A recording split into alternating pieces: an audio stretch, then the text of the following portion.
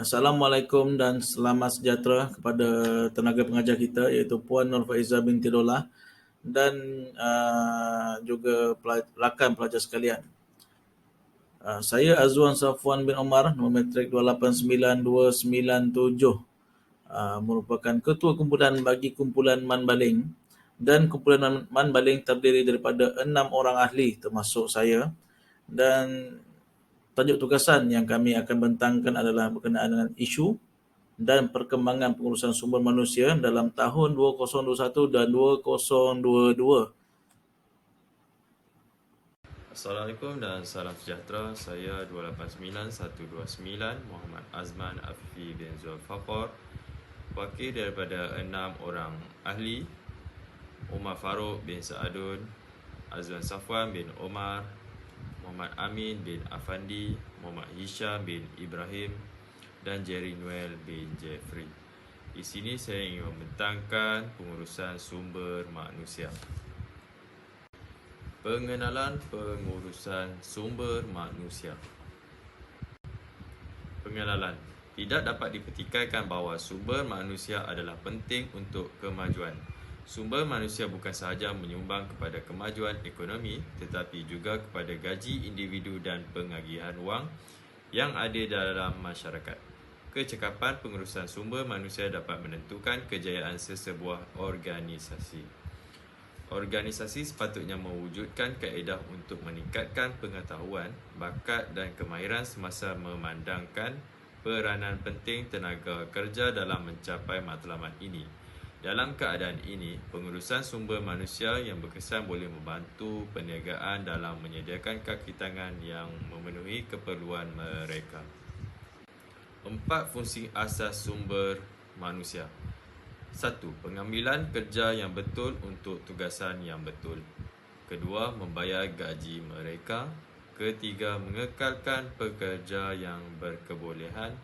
Yang keempat, menguruskan perberhentian pekerja. Definisi pengurusan sumber manusia. Dalam pada itu, pengurusan sumber manusia mendefinisikan sebagai semua tenaga kerja yang berbeza adalah komponen pengurusan sumber manusia yang bertujuan untuk mencapai objektif bersama. 1. Pengurusan sumber manusia dianggap pengurusan manusia yang mengurus pekerja sebagai aktiviti langsung dan interpersonal. Kedua, pengurusan sumber manusia sebagai pengurusan personalia yang memberi penekanan kepada kemahiran teknikal untuk penilaian, pemilihan, latihan dan sebagainya. Yang ketiga, pengurusan sumber manusia sebagai pengurusan strategik yang menekankan pekerja sebagai harta dalam sesebuah organisasi. Okey, di sini mari kita lihat istilah pengurusan sumber manusia. Istilah pengurusan sumber manusia merujuk kepada prosedur, peraturan dan rangka kerja yang mempengaruhi cara pekerja bertindak, berfikir dan melakukan. Amalan pengurusan sumber manusia termasuk mengenal pasti keperluan syarikat terhadap sumber manusia dan juga perancangan sumber manusia. Proses memenuhi permintaan masa depan untuk pergerakan sumber manusia di dalam, antara dan di luar organisasi itu dikenali sebagai pengurusan sumber manusia. Maklumat utamanya adalah untuk mengagihkan sumber manusia dengan betul, termasuk di mana dan bila untuk mencapai objektif korporat, bagi memberi peluang kepada golongan lemah, minoriti dan warga tua serta mengawal lebihan dan kekurangan tenaga buruh di pasaran. Pengurusan sumber manusia adalah penting dalam kehidupan masyarakat kini.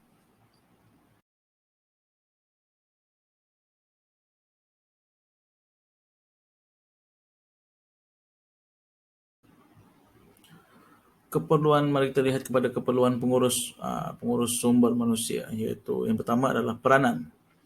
Peranan organisasi pengurusan sumber manusia berusaha untuk menjamin pergerakan cekap kaki tangannya di mana sahaja mereka berkhidmat dan memainkan peranan yang penting. Selain pada itu, perkhidmatan kepada pengurus lini dan sokongan untuk pengurusan sumber manusia, memberi nasihat kepada pengurus lini tentang perkara sumber manusia, termasuk nasihat tentang isu disiplin pekerja, ganjaran, motivasi, rekrutan dan tanggungjawab berkaitan sumber manusia atau tenaga kerja yang lain. Kawal operasi berkaitan sumber dalam syarikat untuk menjadikannya lebih seragam dan pastikan semua pengurus mematuhi piawaian syarikat atau kerajaan untuk pekerjaan, gaji, latihan, kenaikan pangkat dan perkara yang lain. Okey, mari kita lihat kepada proses. Okey.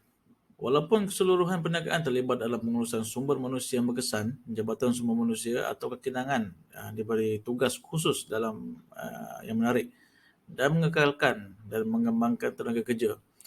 Perancangan pengambilan, pemilihan, orientasi, latihan, penilaian prestasi, ganjaran, kenaikan pangkat, pertukaran pekerja, penurunan pangkat dan pemisahan adalah tugas asas pengurusan sumber manusia. Perancangan sumber manusia adalah satu proses di mana pengurus akan merancang tenaga kerja berdasarkan matlamat dan strategi organisasi. 4 perancangan dalam sumber manusia.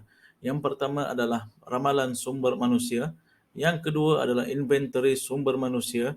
Yang ketiga adalah membandingkan ramalan dengan inventory. Dan yang keempat adalah membentuk program sumber manusia.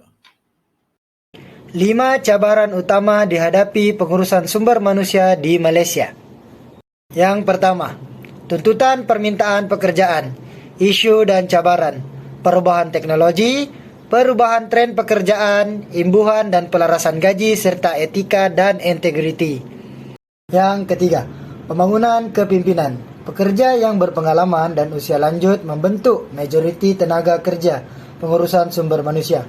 Isu ini telah membawa kepentingan pembangunan pemimpin baru. Pengurusan sumber manusia yang bekerja pada masa ini harus memikirkan tentang mewujudkan rancangan penggantian rasmi dan mula menekankan pembangunan pemimpin masa hadapan yang serupa dan lebih agresif dalam membantu perniagaan pada masa hadapan. Yang kedua, mematuhi undang-undang dan peraturan. Semua pemilik perniagaan berjuang untuk mengikuti pelbagai perubahan pada undang-undang pekerjaan.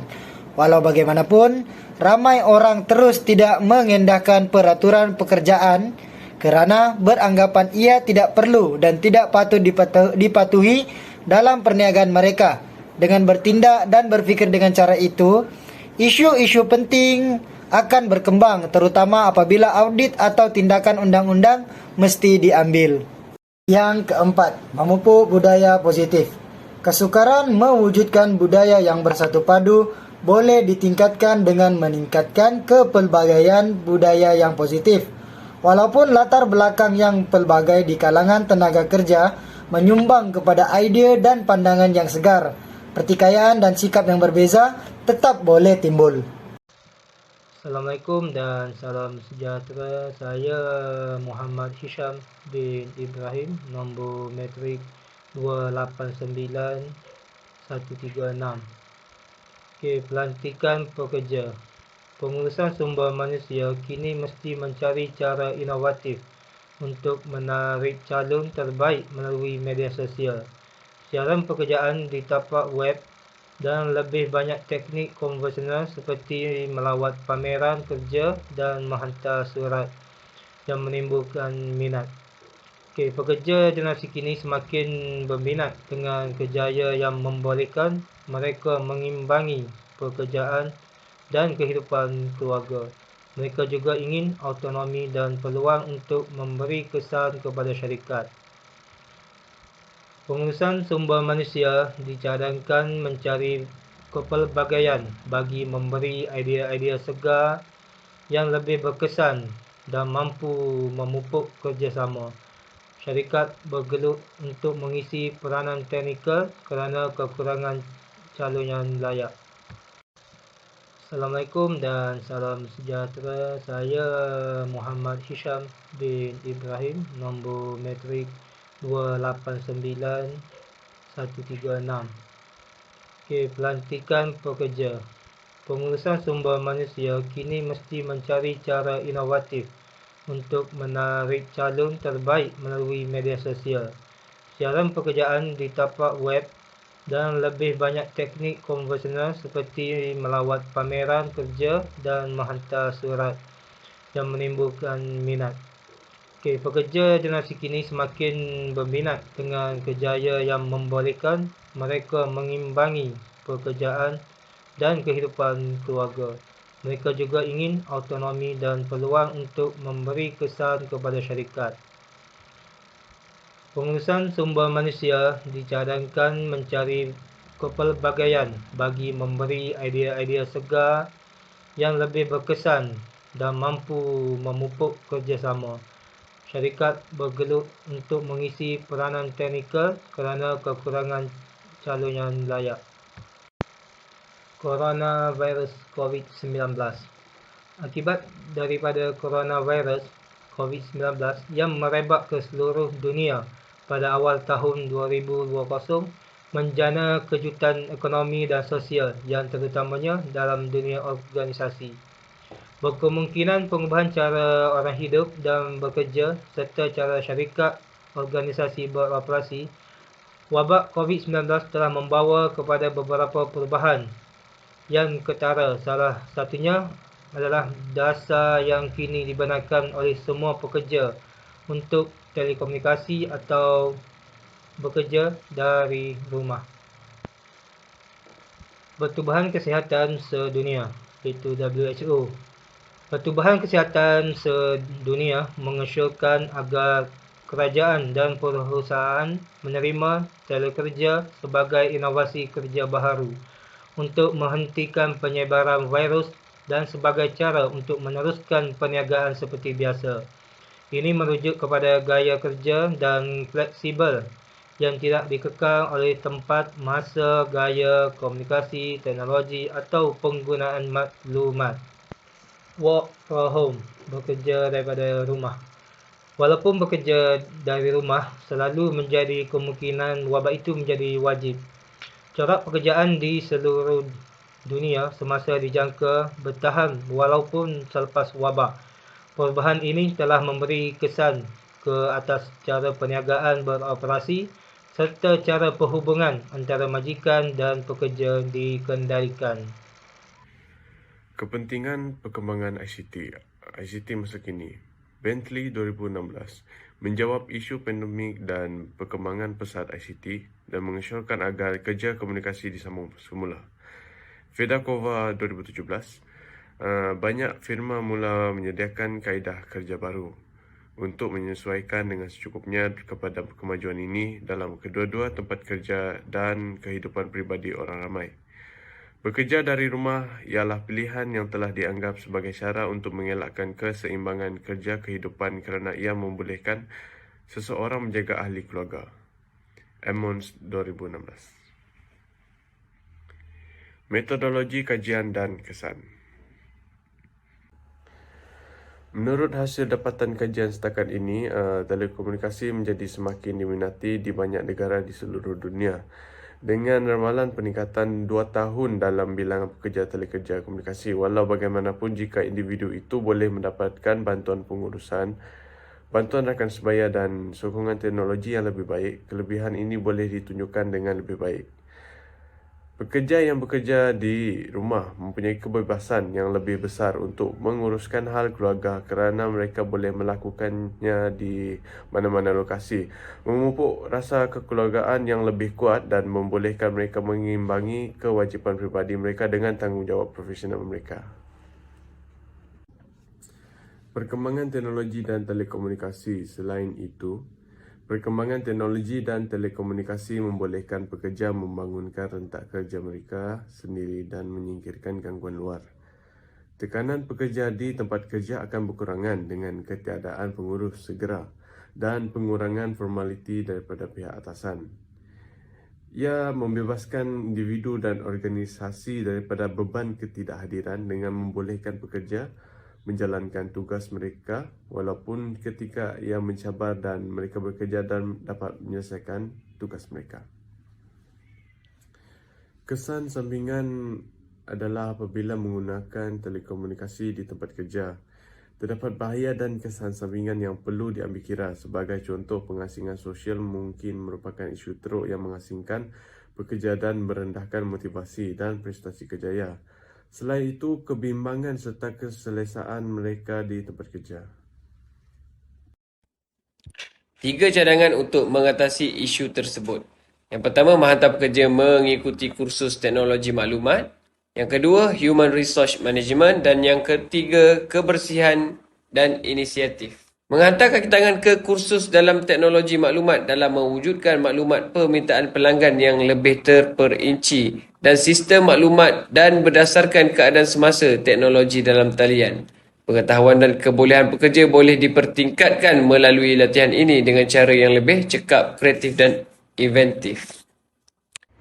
Yang kedua, Human Resource Management. Pengurusan sumber manusia bertanggungjawab mencipta peraturan khusus untuk perancangan penggantian. Ketersediaan pekerja mahir yang bersedia untuk meningkatkan dan memikul tanggungjawab apabila pekerjaan tersebut dibuka meningkat melalui perancangan penggantian. Latihan adalah salah satu aktiviti utama yang digunakan oleh organisasi untuk meningkatkan kemahiran dan kecekapan tenaga kerja mereka dalam konteks HRM. Pembangunan pekerja memudahkan untuk mengemaskini kemahiran yang meningkatkan keselesaan pekerja. Yang ketiga, kebersihan dan inisiatif. Kerana COVID-19, pengurusan sumber manusia kini menghadapi kesukaran baru dalam memaksimumkan produktiviti pekerja dan mengekalkan keselamatan kerja mereka. Semua peringkat firma harus didorong oleh pelbagai program insentif kos efektif yang perlu dibangunkan oleh pengurusan sumber manusia. Produktiviti pekerja yang ditarifkan sebagai nisbah ukuran output kepada saiz tenaga kerja ialah metrik produktiviti yang paling kerap digunakan yang perlu diingat oleh pakar pengurusan sumber manusia. Kesimpulannya adalah banyak kajian menunjukkan bahawa pengurusan sumber manusia boleh menghadapi cabaran dengan memberikan sesi latihan kebersihan pekerja barisan hadapan, melaksanakan perancangan penggantian yang adil dan saksama untuk memastikan reputasi organisasi tidak berisiko, melancarkan program insentif di semua peringkat organisasi runcit untuk memotivasikan pekerja, mengarahkan setiap pekerja organisasi runcit untuk mematuhi garis panduan kesihatan, membantu pekerja dalam mengatasi ketidakpastian mereka dan memastikan bahawa e-dagang runcit dijalankan dengan cara yang mematuhi semua undang-undang yang dikenakan. Sekian, terima kasih.